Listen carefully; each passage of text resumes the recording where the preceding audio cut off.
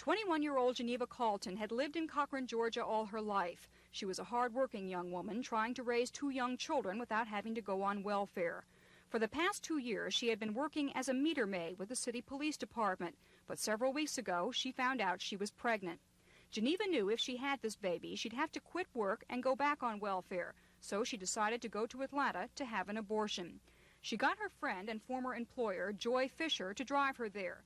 They went to the Northside Family Planning Center on Peachtree-Dunwoody Road.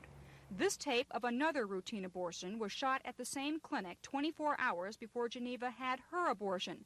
Clinic owners say Geneva's abortion was as routine and uncomplicated as the procedure you're seeing here. When it was all over, they say, Geneva's vital signs were normal. There was no excess bleeding, and she did not complain of any pain except for some mild cramping. Joy Fisher says the only thing she noticed on the trip back to Cochran was that Geneva seemed to be unusually drowsy. She experienced cramping. She had been forewarned that would probably occur.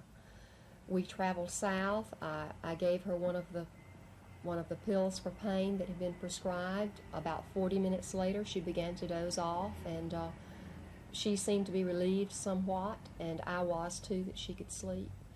And I never did think anything was really wrong with her.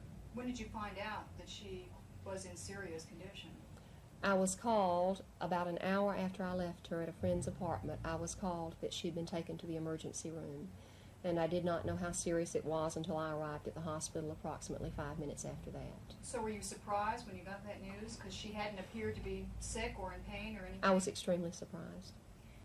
The autopsy performed on Geneva Carlton shows that her uterus was perforated during the abortion just above the cervix.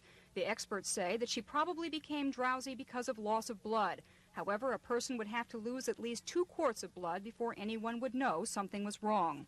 If Geneva had lived in Atlanta instead of 140 miles away, it is possible the injury might have been detected and treated in time.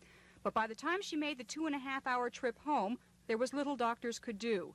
The owners of Northside Clinic have called on the Center for Disease Control to investigate the incident, but at this point, officials say it is unlikely the clinic will be blamed. Geneva Carlton leaves 2 small children behind. A date for the funeral has not been set. In Cochran, Georgia, B.B. Emmerman, Action News.